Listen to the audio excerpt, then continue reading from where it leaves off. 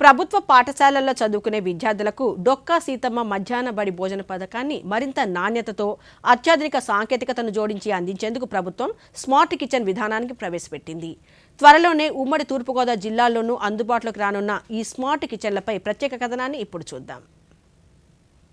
పిల్లల ఆరోగ్యం, పౌష్టికాహారమే ప్రాధాన్యంగా డొక్కా సీతమ్మ మధ్యాహ్న భోజన పథకంలో ప్రభుత్వం విప్లవాత్మక మార్పులు చేస్తోంది.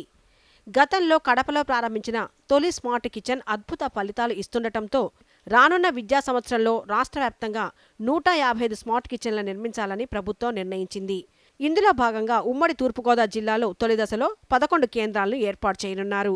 ప్రతి స్మార్ట్ కిచెన్ను సుమారు 55 లక్షల రూపాయల వ్యయంతో 1200 చదరపు అడుగుల విస్తీర్ణంలో నిర్మిస్తారు.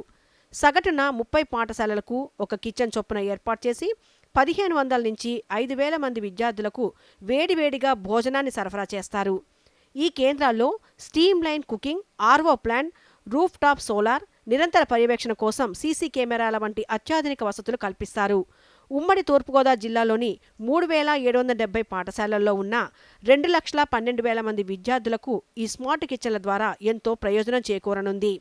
మన జిల్లా నుండి 6 స్మార్ట్ కిచెన్స్ మేము రికమెండ్ చేయడం జరిగింది.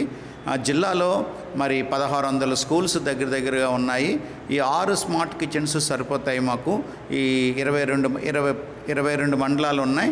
అందులో 3 మండలాలు మరి రాజమండ్రి ఈస్ట్ గోదావరి జిల్లాకి వెళ్ళిపోయినా మిగిలిన 19 మండలాలు కూడా మరి సప్లై చేయడానికి చాలా బాగుంటుంది. కాబట్టి ఈ స్మార్ట్ కిచెన్స్ గవర్నమెంట్ వారు ఏర్పాటు చేస్తూ ఉన్నారు.